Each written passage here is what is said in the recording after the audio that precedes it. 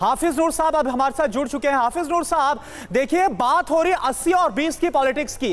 क्या जिस तरह से कल असदुद्दीन ओवैसी का बयान निकल कर आया बाबरी मस्जिद को लेकर, ये उसी से जोड़कर इसको देखा जाए क्या? जो 20% है उसको खुश करने के लिए ओवैसी यहां तक बोल सकते हैं कि बाबरी मस्जिद जिंदाबाद और वो वहां पर रहेगी है, इस तरह की बातें कर सकते हैं वो?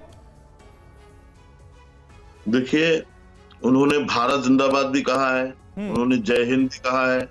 वैसे तो बताने के लिए उनके प्रवक्ता बैठे हैं, लेकिन मैं उनकी जो वहां बातें हुई हैं उनकी बातों के साथ में हूं और उन्होंने सही बोला। उन्होंने भारत जिंदाबाद का बोल ही आप दिखा रहे हैं, उन्होंने जय हिंद का। और एक शख्स आपके ही दिखाया हमने, हाफिज नूर साहब दिखाया, वो भी दिखाया जी। एक शख्स दिखा रहा, मतलब बोल रहा है कि भारत में रहना होगा तो जय श्री राम कहना होगा। ये क्या है? आप अपने राजा महाराजाओं को भगवान आप कह देते हैं। और अगर हमने अगर उनके नाम से एक ऐतिहासिक मस्जिद पहले से थी, हम उसका नाम भी नहीं ले सकते। ये कहाँ का इंसाफ है? मतलब इंसाफ कायम कीजिए। अभी भाई बोल रहे थे, नायर साहब बोल रहे थे कि वो मतलब एक जो आम मुसलमान है वो पिंचर जोड़ेगा। और ये इस तरह के जुमले क्यों इस्तेमाल करते हैं आप? इसमें क्या स्वार्थ हो सकता है, हमें बताइए। मैं एक सवाल पूछूं आपसे हाफिज नूर साहब, आप ये क्यों चाहते हैं जब बाबरी मस्जिद का फैसला देश की सबसे बड़ी अदालत ने कर दिया, तो आज एक बार फिर देश की संसद में उस मुद्दे को जिंदा करके आप देश के मुसलमानों को क्यों इसी मंदिर मस्जिद की लड़ाई में फंसा कर रखना चाहते हैं? क्यों आगे नहीं बढ़ने देना चाहते? क्यों चाहते हैं कि मुसलमान वही बरसों पीछे जैसे पिछड़ा था वो पिछड़ा ही बना रहे? ज्ञान वापी मामला अदालत में है, मथुरा का मामला अदालत में है। सदन में खड़े होकर श्री योगी जी ये कहते हैं कि हमने कौरवों और पांडवों से 5 जगह मांगी थी तो महाभारत हो गया था, आपसे तो 3 ही मांग रहे हैं। ये क्या है? ये क्या है? एक शासन और सत्ता में संवैधानिक पद पर बैठा हुआ। ठीक है, अब निजेश अवस्थी जी जल्दी से इसका एक जवाब दीजिएगा, क्योंकि इसको भी लेकर सवाल उठ रहे हैं। बयानात ऐसे आते हैं, अदालत का फैसला एक तरफ, क्योंकि अदालत का फैसला जब आया तो देश के हर वर्ग ने उसका सम्मान किया और दिल खोलकर उस फैसले का स्वागत हुआ। लेकिन जब इस तरह के बयानात आते हैं कि भाई अभी देखो एक की बात है, अब हम ये भी ले लेंगे, अब हम वो भी ले लेंगे, कुछ लोग 300 की, कुछ लोग 30,000 की लिस्ट जारी करते हैं, तो फिर ये भी तो भड़काने की कोशिश है ना? समीर साहब, पहले मैं 2 बातों पर ध्यान दिलाना चाहूंगा कि आज जो दानिश ने कहा कि मेरा कोई उसमें मस्जिद में कोई इंटरेस्ट नहीं, मेरा इंटरेस्ट बाबरी में है। आप रिप्ले करिएगा जरूर इन्होंने जो अभी कहा आपके शो में। दूसरी बात, मैं आपसे रिक्वेस्ट करूंगा, आपसे निवेदन करूंगा कि ये 80-20 की लड़ाई नहीं है।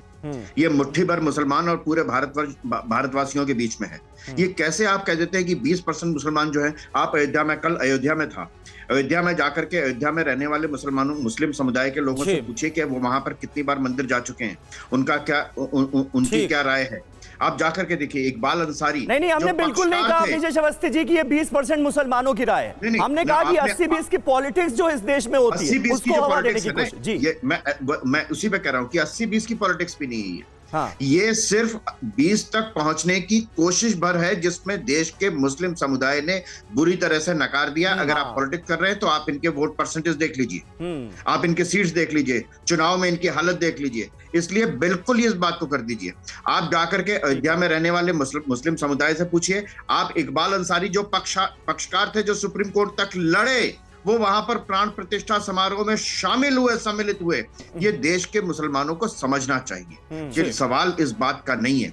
एक बात। दूसरी बात, कल उन्होंने एक बात और कही ओवैसी साहब ने कि मैं बाबर का प्रवक्ता नहीं हूं। बाबर का ठीक है, अब निजेश जी आपने बड़ा अहम सवाल उठाया, इस बार दानिश कुरैशी जी आपसे हम जवाब लेंगे, लेकिन आपको एक बार फिर से सुना देते हैं कि कल असदुद्दीन ओवैसी ने संसद के अंदर क्या कहा बाबरी मस्जिद को लेकर।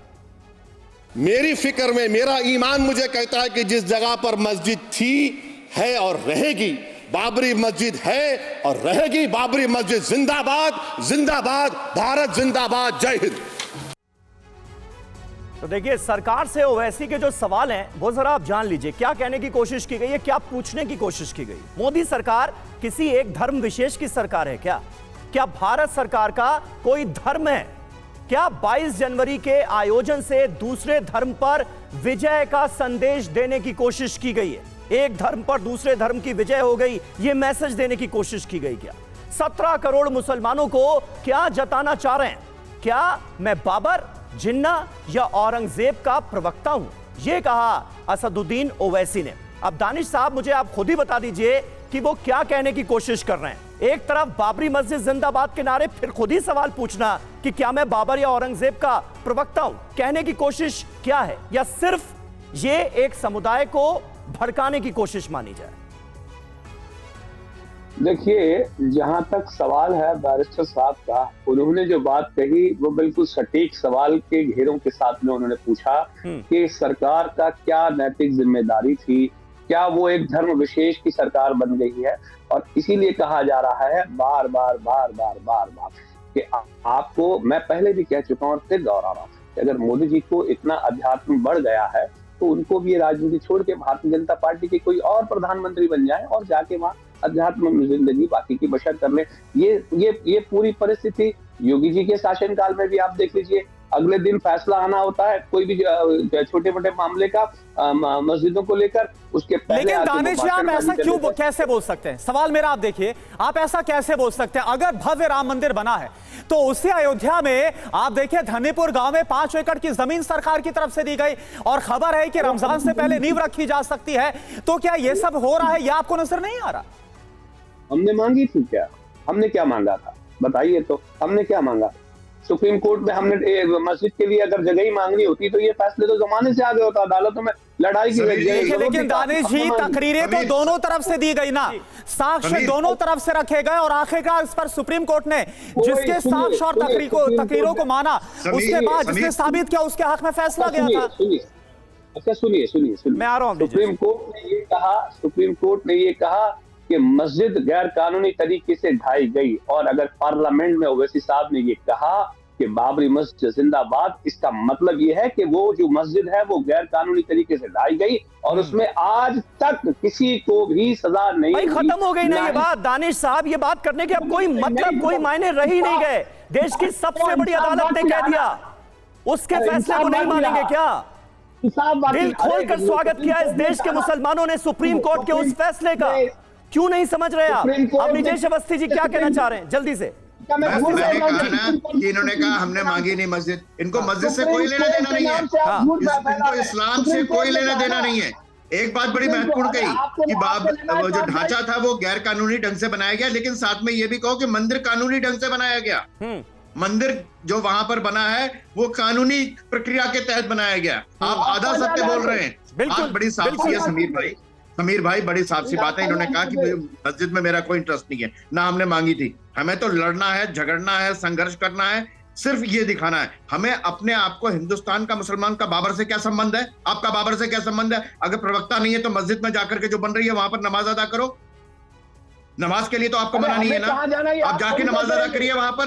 लेकिन आपको बाबर से लेना है, आपको औरंगजेब के मजार पे जाके चादर चढ़ाना है आपको, जिन्होंने हमारे गुरु तेग बहादुर जी का शीश उतारा, जिन्होंने गुरु गोविंद सिंह जी के छोटे साहबजादों को जिंदा चिनवा दिया दीवार में। उनको आप नायक बनाते हैं, उनको आप हीरो मानते हैं।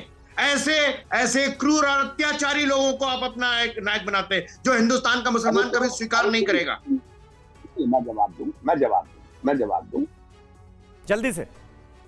हाँ, देखिए, मुझे ये बताइए कि बाबरी मस्जिद से इतनी परेशानी है तो कभी मोदी जी को भी खत लिख दिया करिए कि भाई लाल किले से भी मत करिए, ये भी तो उन्हीं के वंशज है। हमारा भैया तो वहां पे कैसे हो गया लाल किला? क्या हमारी जमीन पे हमारे लोगों ने हमारे पैसे से, हमारे मटेरियल से बनाया?